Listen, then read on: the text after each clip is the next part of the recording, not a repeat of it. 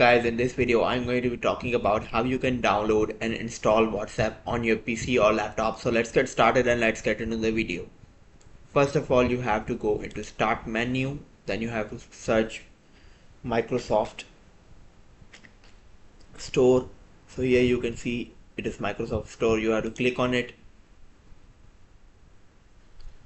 After that, you have to search WhatsApp.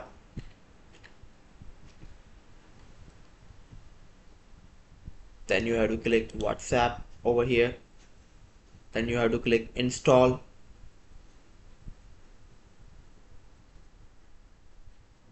As you can see, it is installing right now.